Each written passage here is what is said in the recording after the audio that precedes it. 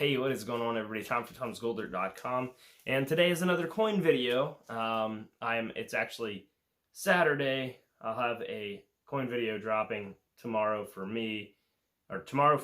Well, 4 days ago, 3 days ago for you. Tomorrow for me, and it's a pretty good grab bag with the giveaway. So I hope you watched it. Hope you commented on it, and maybe, just maybe, you will win something. Well, you already know what it is if you watch that video, but it's a gold bar. So congratulations to whoever wins that, because that's pretty cool. It's not, it's nothing spectacular, but it's free gold nonetheless. Today's video, again, a bag of dimes, or did I say that? Probably not. We're doing a bag of dimes from my local coin store. It's a random 5 and 5. These are Mercury and Rosies. When I was in there, I just grabbed the 5 quick. You could take all day and look through the thing, but I really wanted to just get, it's a good deal anyway. At that point, I think silver was 25, 26 an ounce. So it's not a huge premium. I think at the day that I picked this up, I was $2 over melt, which honestly, I think every Mercury dime is worth more than melt. So probably did pretty good. I won't say we did more than 25, but my expectation is 100% ROI. I'd say if we're coin booking it, and then obviously it's a good silver to add to my stash. Meaning, like, if I had a big stockpile of silver, I think dimes, nickels, like war nickels, probably not the best, but like I'd say dimes, quarters, and halves are probably my favorite thing, like to keep hold of, because it's kind of twofold. You've got the monetary value, and then you've got the silver value. So I think it's kind of a good thing to have. Anyway, that's my 2 cents. Or in this case, $1. I'll flip you around. We'll go through these coins, and we'll see just how we did. All right, so there you have it. We've got the coin book, the trusty coin book. Actually, should be pretty much, these are going to be the lowest value. None of them are spectacular. They're either common or, like I say, this is kind of like their constitutional bin that I got these from. So it's like your lowest premium over melt.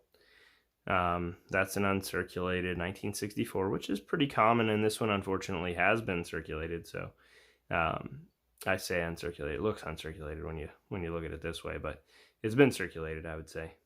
And so it's like the AU range or probably XF. I mean, they probably really give you a hard time on sending in a 1964 Denver with a mintage upwards of like 400,000. What is the actual? Oh, over 1 million were minted. A billion 357 million of these coins were minted. So even if it was MS63, it would only be $5, but we're going to call it $2. And we got another one there. So another $2. 63, nothing special. $2. What we got there? 54. 54 could be lesser mintage.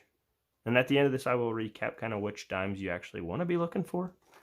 These probably aren't them, but I'll try to give you a little bit of educational substance in this video. Yeah, even in proof, this thing's only 18 bucks, so it's $2. All right, so we have here, 1934 Merc. Who's a Merc fan? Like the video if you're a Mercury head dime fan. I'd like the video, but I'm making it, so I don't know if that matters. All right, we got 1934. Yeah, we'll give it $3. Not substantial. What we got there? 1955. Now, if this was a 1955 penny that happened to be a double die, we'd be talking big bucks. But since it's a Merc or a Rosie, probably not. Let's say 1955 San Francisco Mint. Interesting, they didn't make a proof in 1955. Oh, they did actually make proofs. Philadelphia did. So this is a $4 in MS63. So we're going to call it $2 because it's not Met State. This one's kind of cool. This one's got some toning, or maybe it's just grungy. 1943. Interestingly, these coins, which you can't really see, and I'm sorry, I'm not doing like a good show off. The bottom of the 3 on these is gone, and I thought it was a 42 at first. But it's just, I guess, a weak strike. And this is a $3 coin, I already know. So far, nothing extraordinary. 1944. Now, this is a nice coin. This would be probably XF, I would say. Let me see the bands on it. It's a Denver Mint. Nah, the bands are getting pretty worn. But it's still got luster, which is cool on a coin that's circulated, but when it still has that luster, it's hidden by the toning.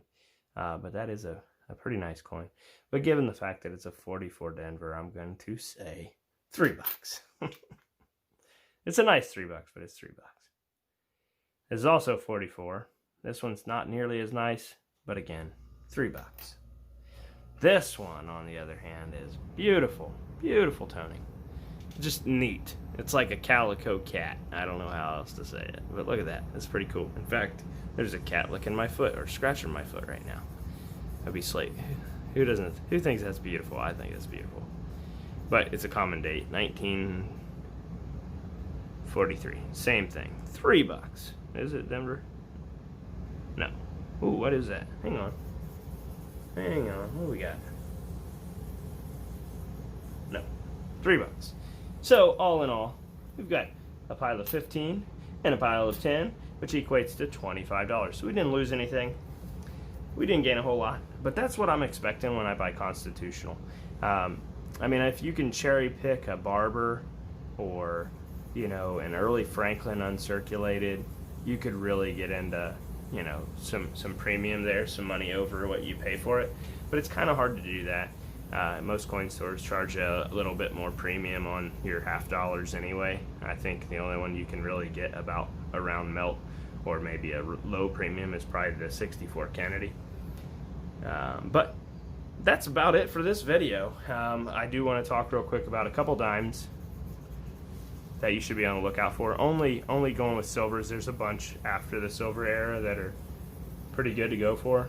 But a couple I want to point out is because we got 63s and 64s, there's a double die reverse on 63s and 64s you want to look out for. There's a double die obverse on 1960s.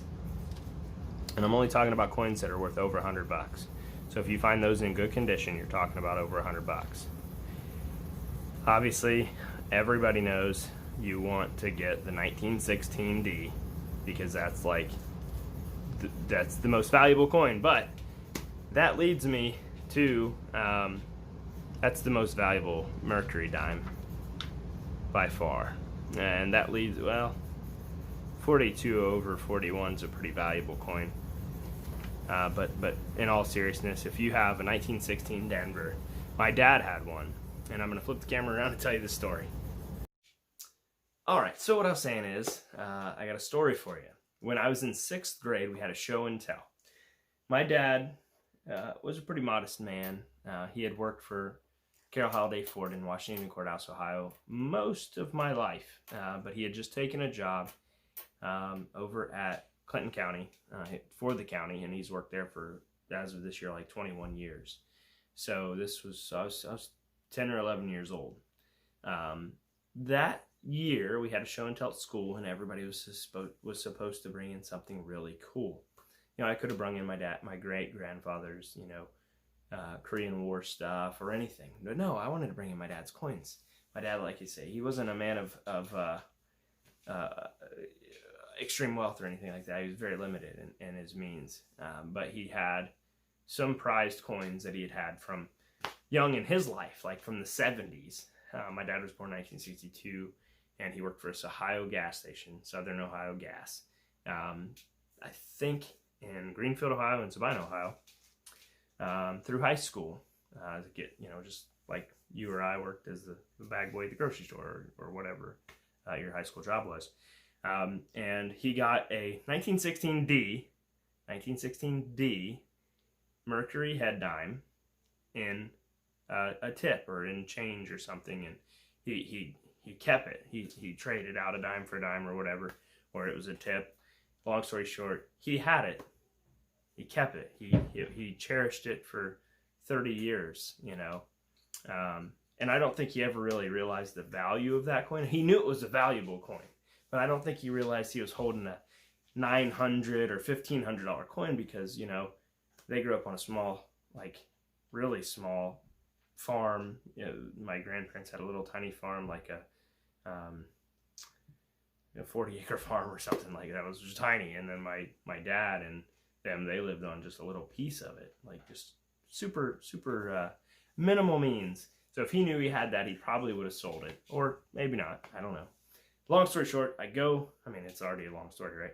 I go to school. I'm taking my dad's coin collection. I'm super proud of this, and I don't know anything about it. I got a silver certificate, a couple Indian head cents, and a extremely rare Mercury head dime that I thought, you know, was cool. But my dad did have other coins. He had a coin that my grandmother gave him, which was an Eisenhower dollar, which is where my love and affinity for the Eisenhower silver and clad dollars comes from. That Ike, and I think it is a less common one. I think it's either the type. Anyway, I don't know. I'm not going to ramble anymore. But that coin is what started my love for coins. Not the 1916D. That actually scared me away from them. But anyway, it got to be lunchtime after we had our show and tell, and I showed and told that my dad had this cool silver dollar that you used to be able to trade in for $1 for the silver, and he had this old dime. It was just an old dime to me. You get to lunch, and I'm like, man, I'm hungry today or whatever. I had an extra $1.10 in my pocket. In fact, I had an extra $1.12 in my pocket. And I was like, man, I really want whatever it was. So I bought it. I get home, and my dad's like, hey, I just want to make sure you put that stuff back in my office. And I was like, what stuff, Dad? He said, the coins and the dollar. I was like, oh no, I think I spent it at lunch money. So my dad, you know, he was like, you know, that dime didn't cost me nothing, but you just cost me a lot of money. And he said it in a way that only a dad could, where you could feel his anger, but he didn't show it. You know, it was like you knew he was upset. And it wasn't until a few years later that I realized I cost him over $1,000. My couple dollar lunch cost him $1,000. And to this day, I've never been able to win one to get him back on. I got him a Washington quarter, which, you know, it's like $100 quarter, but I can't find the 1916D to get him back, which I would love to, but I'm not rich either. So with that, if you have a coin story like that or a cool coin story, please put it down in the comments. I love to read your comments. I don't always get to them all, but I try to go through and read as many of them as I can, and I try to like them too. I'll be posting this video probably like Wednesday, and then I'll have another cool video right after that on Friday, which will be pretty cool, and I think you'll enjoy as well. Last thing I'm going to say in this video, and then I'm going to end it. Please go over to M&M Prospecting and check out his draw he's doing for Greg Littleton. Greg Littleton is a community member. He's been around for a long time. As long as I've been in this community, I've seen Greg, you know, in chat forums and on, you know, Clash or other people's videos and stuff. So I strongly want you to go over there and check out the raffle. We lost another U.S. service member, and I really hope we can do a lot for them, their family. And so M&M is hosting that. Thanks to Dina, we are giving away the Tom's Gold Dirt High Banker, the first ever off the line Tom's Gold Dirt High Banker. It was laser etched Tom's Gold Dirt, or engraved, or however my father-in-law's shop right here in Tip City, Ohio, manufactured it. And they're going to be manufacturing the ones going forward. But it's pretty cool. It's American made, and it is absolutely something to reach for. Go get it. Go win it, please. I want to send it to you. So with that, good luck. God bless. And I'll see you on the next.